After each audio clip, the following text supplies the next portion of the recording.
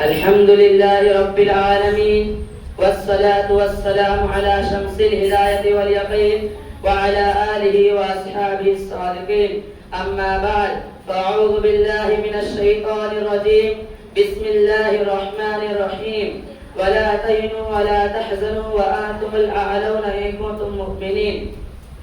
رونق بزم حضرت صدر، آج 15 اگست کے اس عظیم الشان جلسے میں مجھے جس موضوع پر لبکشائی کی سعادت ملی ہے وہ سرزمین ہندوستان کی آواز ہے، اور وقت کا ایک اہم سوال ہے کہ ہندوستان کے مسلمانوں کا مستقبل روشن کیسے ہو۔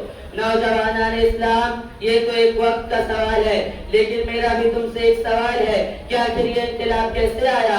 ہندوستان کی دھرتی نے اس سوال کی جرأت کیسے کی؟ اسے بولنے کا موقع کیوں ملا؟ ہندوستان کی گلیوں میں آواز کیوں گونجی؟ کیا ہندوستان کی سرزمین نے شاہان مغلیہ خلجی و غوری کی 800 سال حکمرانی کو بھلا دیا؟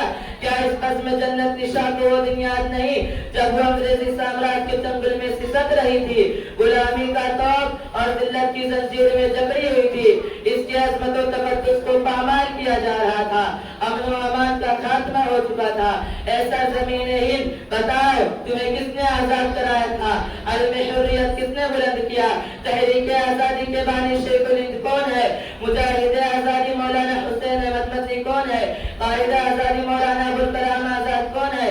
مولانا محمد علی جوہر، مولانا شوکت علی گوہر کون ہے؟ مولانا حفظ الرحمان سیواروی، عطا اللہ شاہ بخاری کون ہے؟ یہ سب کے سب کون ہے؟ ہمارے ہی اسلاف و قادر تو ہے، ہمارے ہی آباء و اجداد تو ہے، جنہوں نے ہندوستان کے ماضی و حال اور مستقبل کو سنوارا ہے۔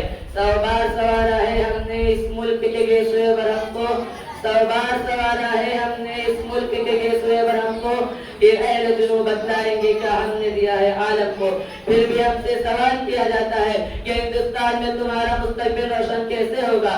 دور حاضر کے نوجوانوں، سرزمین ہند کی پکار سنو۔ ہاں مجھے یاد ہے، تمہارے یہ اسلافوں کا بھی ہمیں عزت و حرمت کا تاج پہنایا ہے، میری گردن سے توق غلامی کو اتارا ہے، تمہارے ہی آبا نے ہمیں جنت نشاں بنایا ہے، لال قلعہ کی عظمت دی ہے، قطب مینار کی بلندی عطا کی ہے، تمہارے ہی شہنشاہ نے ہمارے سینہ گندی کو تاج محل کے حسن و جمال سے سنوارا ہے۔ مگر تھے تو آبائی تمہارے، تم کیا ہو؟ ہاتھ پہ ہاتھ دھرے منتظر کردہ ہو۔ تم ٹیپو سلطان کی اولاد ہو، مگر تم میں وہ جرأت و بصارت نہیں ہے۔ تم شاہ اسماعیل شہید کے لاڈلے ہو، مگر تم میں وہ جذبہ اطاعت نہیں ہے۔ تم شیخ الہند کے فرزند ہو، مگر تم میں وہ خلوص و للہیت کی فراوانی نہیں ہے۔ تم شیخ الاسلام کے سپوت ہو، مگر تم میں وہ خوف خدا اور دنیا سے بیزاری نہیں ہے۔ تم اقبال کے شہدائی ہو، مگر تم میں وہ فکر و پرواز نہیں ہے۔ تم ابوالکلام آزاد کے نونہال ہو، مگر تم میں وہ عبادت کی قابلیت نہیں ہے۔ تم عطا اللہ شاہ بخاری کے جانشی ہو، مگر تمہاری زبان میں وہ طاقت نہیں ہے۔ پھر تمہارا مستقبل روشن کیسے ہو سکتا ہے؟ تمہیں عزت و سربلندی کیسے مل سکتی ہے؟ مسلمانوں، تم نے اپنے ماضی کو بھلا دیا، تم نے اپنے آقا دو جہاں سید القوم صلی اللہ علیہ وسلم کے اسوہ حسنہ کو بالائے طاق رکھ دیا، فاروق اعظم اور خالد بن ولید کے طریقہ کار کو چھوڑ دیا، تم نے صلاح الدین ایوبی اور ٹیپو سلطان کے للکار کو پسے پشت ڈال دیا، تم نے کبھی اسیران مالٹا کی فریاد پر غور نہیں کیا۔ پھر تمہارا مستقبل روشن کیسے ہو سکتا ہے؟ برادران اسلام، آپ اسلامی تاریخ کا مطالعہ کیجئے، اس کے اور آپ کو کھنگال کر دیکھئے کہ وہ کون سی طاقت تھی جس نے صحرائے عرب میں ہلچل مچا دی تھی۔ ملت اسلامیہ کے نوجوانوں، وہ ایمان کی طاقت تھی، وہ آسمانی قانون تھا، وہ ربانی دستور تھا، وہ قرآن کی اطاعت اور رسول کی فرما برداری کا کرشمہ تھا۔ تبھی تو رفتار زمانہ ان کی ہمجولی اور گفتار وقت ان کا محمد تھا۔ اسی حقیقت کو آشکارا کرتے ہوئے علامہ اقبال نے کہا تھا، یہ شہر جو کبھی پردہ ہے کبھی امروز، نہیں معلوم کہ ہوتی ہے کہاں سے پیدا۔ گلشن اسلام کے بلبلوں، اسلامی تاریخ پکار پکار کر کہہ رہی ہے کہ ہندوستانی مسلمانوں، اگر تمہیں اپنے مستقبل کی فکر ہے تو اپنے اندر تبدیلی پیدا کرو۔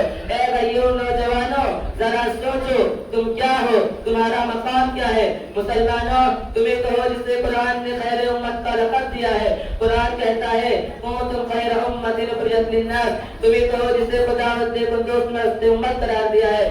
قرآن کہتا ہے وجعلناکم امۃ وسطا لتکونوا شہداء علی الناس, تم ہی تو ہو جس سے قرآن نے ولا تہنوا ولا تحزنوا کی بشارت دی ہے.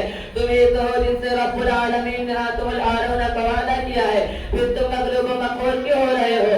ذلت و رسوائی تمہارا مقدر کیوں بن چکی ہے؟ تم سے تمہارے مستقبل کا سوال کیوں ہو رہا ہے؟